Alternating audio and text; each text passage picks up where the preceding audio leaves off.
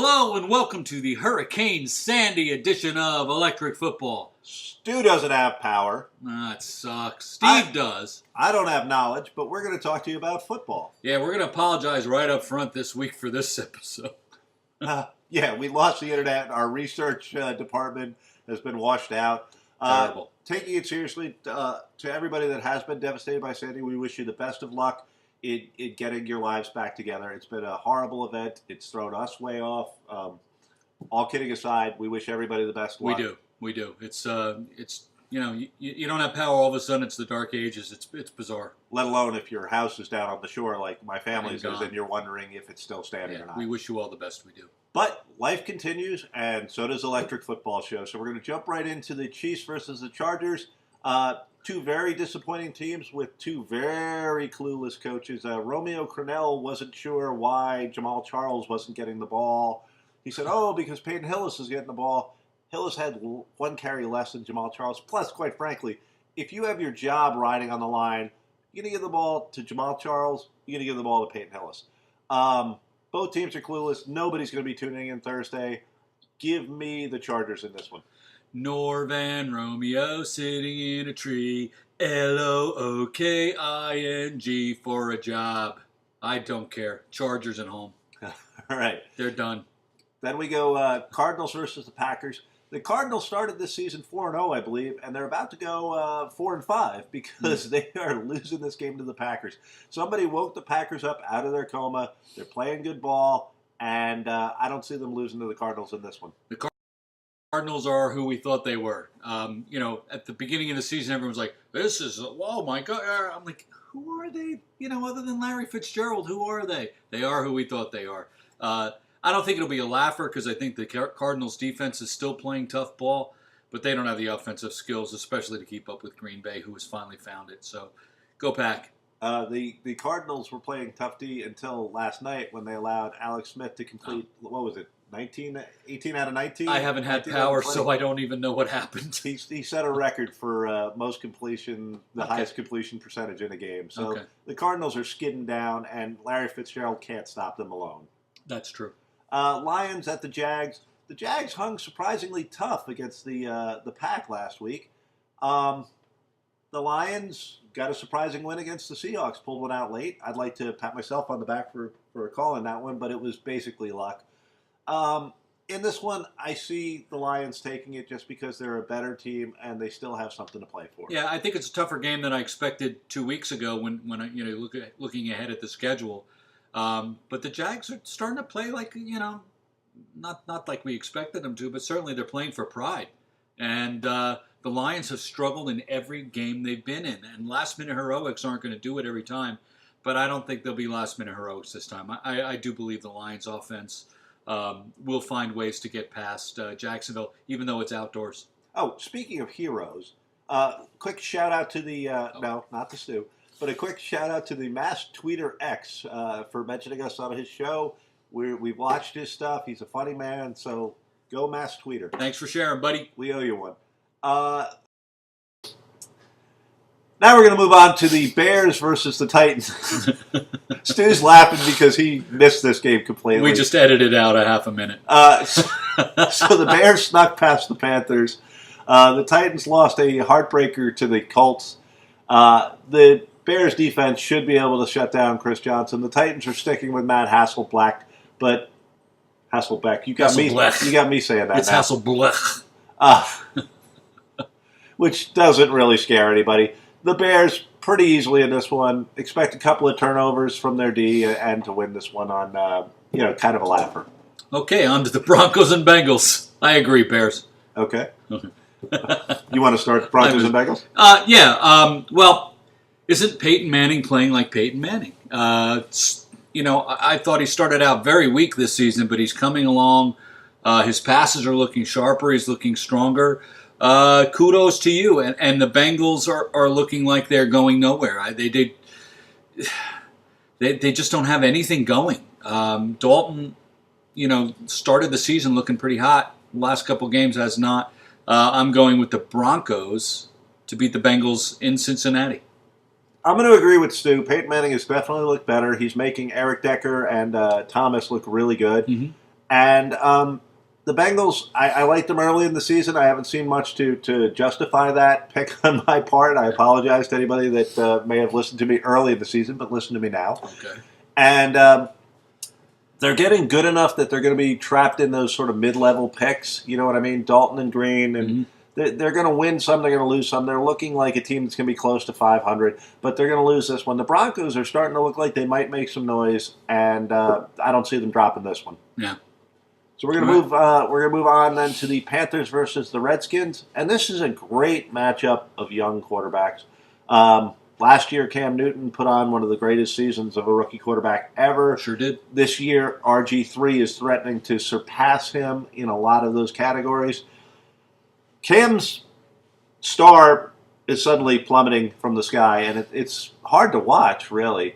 RG3 has got nowhere to go but up. I went with the Redskins mistakenly last week, but I think this week they've got enough to take this game, so I'm taking the Redskins. I agree. I think this is the battle of the Michael Vick wannabes. We'll see next year if RG3 has the same kind of fall as Cam Newton has, although Cam played pretty well last week. I think it's a tight game. I think they're similar. I think RG3 is probably a little better overall, but so I'm taking Washington because I believe they are the home team. There you go. There you go. Ravens versus the Browns. The Browns won an ugly one against the Chargers. They shouldn't have. The Chargers were dropping short touchdown passes down the middle, just dead end. Phillip Rivers has to be just, biting through his back teeth. Traded. I like the Ravens as a Super Bowl pick at the beginning of the season. They haven't quite lived up to that, but I think they've got plenty. Even though it's at the Browns, I think they've got plenty to beat the Browns. Flacco, Rice, that's enough right there. Flacco-flavored rice will take this game. And they're coming off the bye. And Cleveland, you've won 2 in a row. Well done. Back to the loss column. Okay. Dolphins versus Colts. And the Dolphins, literally, the mighty Miami Dolphins. Miami Dolphins. Sing it. If you know it, which hopefully you don't. You do. He may be the only one. Secretly, you all know. But they grabbed the Jets and just pimp slapped them. Yeah. I mean, it was ugly. Yeah. Richie Cognito, Jersey boy, kissing their season goodbye that was at the Meadowlands, right? Yeah, it was at the Meadowlands. So I don't see where the Dolphins are going to lose momentum here. Moore stepped in for Tannehill and looked fine. Stu, Tannehill's injury? It's just a deep thigh bruise and a hyperextended knee. They're not expecting him to be out this week. They're expecting him to play. But after seeing what Moore did for most of the game, I mean, he came in the middle of the first quarter. I'm not concerned about that. And I think the Dolphins' defense versus Andrew Luck, I think we're in better shape just that way. So I think it's the Dolphins in a closer one than you would expect. Not to say that Luck has done poorly. He's done really well. I mean, think of where the Colts were last year. Mm-hmm. So a lot of credit to him, but I think we're both taking the Dolphins. They're both 4-3. They're evenly matched record-wise, but I think the Dolphins' D is better. That's all. Then we move on to the Bills versus the Texans, and if you all really need me to tell you who's going to win this game, you probably accidentally got on NFL football stuff. The Texans are winning this game. The Bills just have nothing. All their free agent moves on defense seem to have just fizzled, and it's amazing that you can take great players, slap them on the Bills, and they suck when they're on the Bills. I feel bad for Bills fans. I don't. But Texans in a laugher, Stu. Yeah, Houston's coming off the bye now, and they're going to continue their assault on the AFC East. I think they win this one pretty easily. All right, so as you can tell from the jersey, I am a Vikings fan, but I am not taking the Vikings against the Seahawks. All of a sudden, Christian Ponder is hit a rough patch, and the Seahawks defense is very tough. We can only rely on Adrian Peterson so much. I'd love to be able to take him, but after watching them just get slapped around on Thursday night by the Buccaneers, who are not that good of a team. Not that good. Too many mistakes, too many fumbles after the catch, and whoa, where'd that ball go? For my Vikes, and Ponder's confidence looks shaken, so I'm afraid give me the Seahawks. Yeah, that was embarrassing last week at home. The Vikings just got spanked, and by who? Josh Freeman? It didn't make sense to me watching that game, and clearly I picked the Vikings. This week I'm taking Seattle based on the beast Marshawn Lynch, who was just running over everybody now. And Russell Wilson does just enough without too many costly mistakes to win this game. There you go. Plus, they're at home. Yeah. And nobody's watching. Speaking of Josh Friedman, we're going on to the Buccaneers versus the Raiders, the Battle of Pirate Bay. Yar. And what's a pirate's favorite letter? R. Sorry, Mike. That's a joke for my kid. Anyway, Josh Freeman, I know Stu's not a big fan. He's got some real great weapons. We made the running back look like a champion. He went for 200 combined yards. And I had him finally. Okay. And you forget, but Mike Williams has had a great season 2 years ago, touchdown-wise. Great red zone. He's looking good in the red zone this year. And Vincent Jackson. I mean, you've got two really tall, really athletic receivers. And the tight end. Yeah, Dallas Clark. So I think the Buccaneers have the weapons. I think they match up defensively well against the Raiders because the Raiders want to run the ball. I mean, they have Darius Hayward-Bay, but that's about it. They want to run the ball. The Bucs are surprisingly stout against the run. Give me the Bucs. Yeah, McFadden has looked just god-awful. Which Pirates are playing better right now? I think Tampa Bay is. And I'm going to go with Schiano to win this game. Even though it's on the road, you're right. I think they have the better weapons. And I think that their defense can clearly shut down what's supposedly a very good running game of the Raiders, which just has not come to fruition this year. So I'm taking the Bucs. I love when you say you're right. McFadden has a little bit of the same problem Larry Fitzgerald has. He's a great player, and you wonder what he would do on another team at this point. So the best game of the week in my eyes is coming up. It's the Steelers versus the Giants. I didn't give the Steelers enough credit last week. I thought their defense looked slow. I thought Roethlisberger looked a little frustrated. Did you see those uniforms? And the Killer Bee uniforms were impressive. Oh, my God. I'm so sorry, Pittsburgh Am fans. I the only one that actually kind of liked those uniforms? Come on. I was expecting them to come out and say, cheer on, fellows. Was it the Bears that were in their old unis, too? I like the... I like the Steelers. They look like a 1920s rugby team. Oh, man. I don't even want to say what it looked like. But their performance in those uniforms was really good. Like I said, I thought Roethlisberger looked frustrated 2 weeks ago. He didn't look frustrated last week. I love this kid, Jonathan Dwyer, and I think they should keep giving him the ball.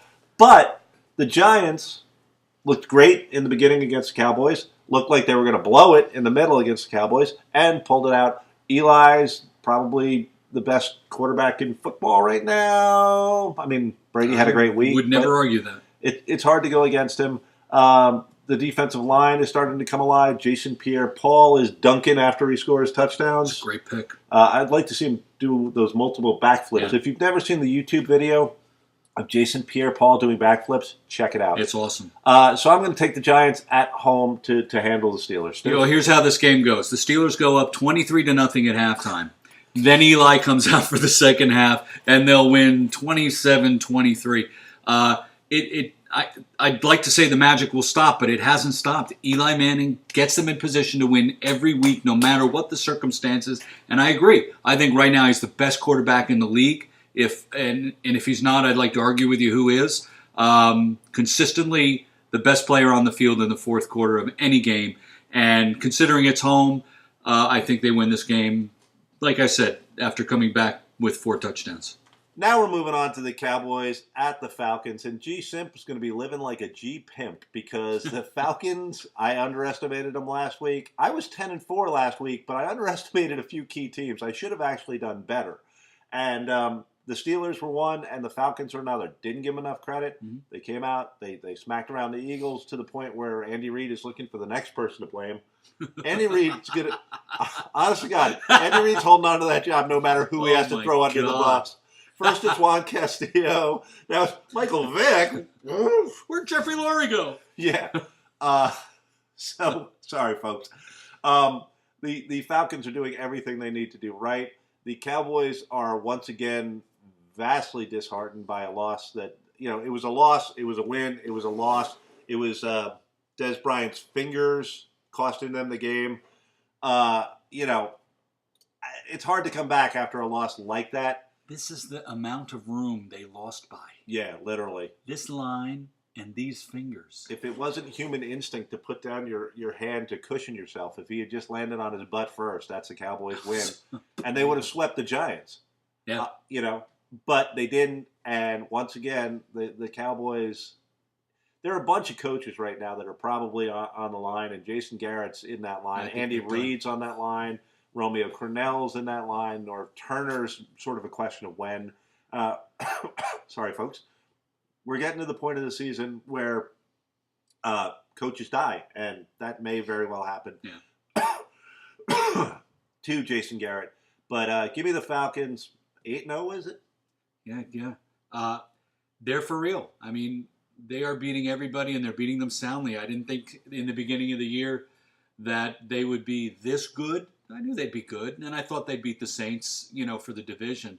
I didn't know they'd be the number one team in the NFC on their way to home field advantage throughout the playoffs. But they're a couple wins away from that, and they are playing on every side of the ball very, very well. And Matt Ryan, who Miami could have had with their pick, but we went Jake Long, is outstanding right now. You can't complain about Jake Long. Yeah, I can. He sucks. Okay. Jake Long sucks. I'm sorry. I'd rather have a franchise quarterback than a gimpy left tackle. Mr. Long, if you're ever in Fairlawn, please remember it was Stu and not Steve that said that. Sorry, Jake. I love you, but you're always hurt or limping or giving up a sack. Anyway, but I'm a little minuscule man, so don't beat me. But I love Atlanta here. I think the Cowboys are now in a mindset of where did our season go, and Atlanta's going, where are we going? Exactly. Atlanta has the division unless something catastrophic happens. I can't imagine. And the Cowboys are going to be looking around for heads to cut. Yep. 3. Take your time. A little soda or something? No, I can finish. We got one game left. One game left. Ready and now. We're going to finish up with the Monday Nighter, which is the Eagles at the Saints. And I may have stolen my own thunder a little bit there, talking about Andy Reid. Got rid of Castillo. Talking about benching Vic. I personally think that would be a huge mistake. Just because, if nothing else, Michael Vick's got the respect in that locker room, as far as I can tell, and he can do things for you that no other quarterback you have on your roster is going to be able to do for you. I can understand trying to make the change to save your job if you're Andy Reid. I don't think it's going to happen. I think Andy Reid's going to be a great offensive coordinator for somebody else next year. I think the Eagles are finally going to make a change, and I think the Saints are going to push them towards that because I think Drew Brees is going to win this one with ease. Yeah, it's going to depend on whether it's Nick Foles or Michael Vick behind center. But I don't think Drew Brees is going to let them come here and beat them at home. The Saints can't afford to lose another game, especially at home. So I think the Saints win this one. Another, a lot of close games this year. There have not been when the teams are evenly matched. They've been very close, and I think this is kind of a similar game. Saints. I guess the Eagles are kind of in a similar situation as the Cowboys, where last week may have been their last gasp. Yeah. So that's electric football. We made it through the hurricane. We're here for you guys. That is Stu Pace. That is Steve Brown. Best of luck to everybody. We'll see you next week.